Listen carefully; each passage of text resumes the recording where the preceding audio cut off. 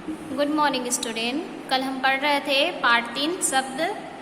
शब्द किसे कहते हैं ये पढ़ चुके थे, और शब्द के भेद कितने होते हैं। शब्द के 4 भेद होते हैं, इसके बारे में भी पढ़ लिए थे हम लोग। कौन कौन से होते हैं? बनावट के आधार पर, उत्पत्ति के आधार पर, प्रयोग के आधार पर और अर्थ के आधार पर। तो हम लोगों ने कल 2 पॉइंट पढ़ लिया था। बनावट के आधार पर शब्द के कितने भेद होते हैं, उत्पत्ति के आधार पर कितने भेद होते हैं, इन सब के बारे में। पहला था हमारा बनावट के आधार पर। बनावट के आधार पर कितने भेद होते हैं? 3 भेद होते हैं। कौन कौन से? रूढ़ शब्द और यौगिक शब्द, योग रूढ़ शब्द। ठीक है, तो इसके बारे में हम लोगों ने कल पढ़ लिया था। क्या क्या पढ़े थे हम लोग? और क्या पढ़ लिए थे कि उत्पत्ति के आधार पर पढ़ लिए थे हम लोगों ने कि उत्पत्ति के आधार पर शब्द के 4 प्रकार होते हैं, या फिर 4 भेद होते हैं। तत्सम शब्द, तद्भव शब्द, देशज शब्द और आगत्य शब्द या फिर विदेशी शब्द। ठीक है, इन सब के बारे में हम लोगों ने कल पढ़ा था।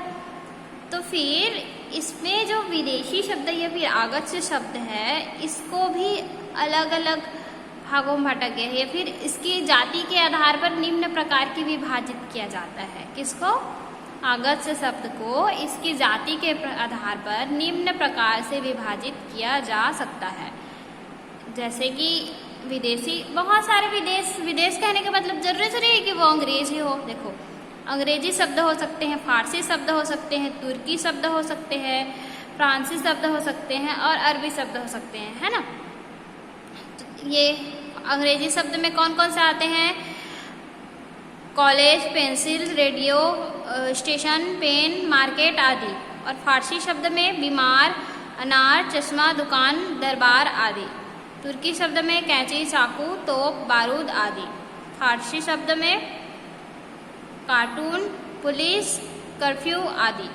अरबी शब्द में औलाद, अमीर, रिश्वत, औरत, कानून आदि। कहने का मतलब ये जो शब्द हैं, ये इन सब भाषाओं के शब्द हैं। अंग्रेजी भाषा के हैं ये, फारसी भाषा के हैं ये, तुर्की भाषा के ये शब्द हैं, फारसी भाषा के ये शब्द हैं, अरबी भाषा के ये सब शब्द हैं। ठीक है, तो अब हमारा 3rd नंबर आता है प्रयोग के आधार पर। किसके आधार पर? प्रयोग के आधार पर शब्द के 2 भेद हैं। कौन कौन से? अविकारी शब्द और विकारी शब्द।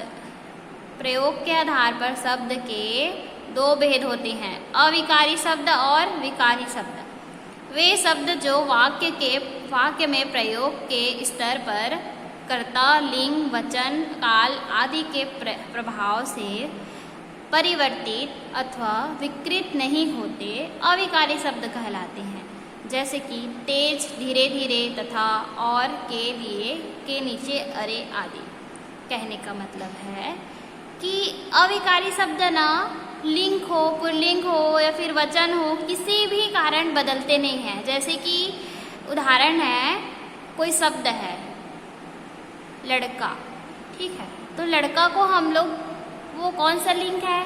पुरुष लिंग है, तो लिंग के कारण वो बदल सकता है। लड़का का लड़के हो सकता है, लेकिन तेज का तेजे ऐसा कोई होता है क्या? नहीं होता। धीरे का धीरे ऐसे होता है? नहीं होता। तो जो जैसे कि तथा ही रहता है, और ही रहेगा, के लिए ही रहेगा, नीचे के नीचे ही रहेगा। ये लिंग, वचन, कर्ता किसी भी कारण या फिर काल के भी कारण भी मतलब बदलाव नहीं होता इन सब शब्दों में। तो जिन शब्दों में परिवर्तन नहीं होता है कर्ता, लिंग, वचन, काल आदि के प्रभाव से, उस शब्द को अविकारी शब्द कहते हैं। ठीक है, अब हमारा दूसरा है विकारी शब्द। हम लोग किसके बारे में पढ़ रहे हैं? प्रयोग के आधार पर पढ़ रहे हैं। ठीक है, विकारी शब्द किसे कहते हैं? वे शब्द जो वाक्य में प्रयोग के स्तर पर रूप परिवर्तन से विकृत हो जाते हैं, विकारी शब्द कहलाते हैं। ठीक है, क्या कहलाते हैं? विकारी शब्द कहलाते हैं। किससे?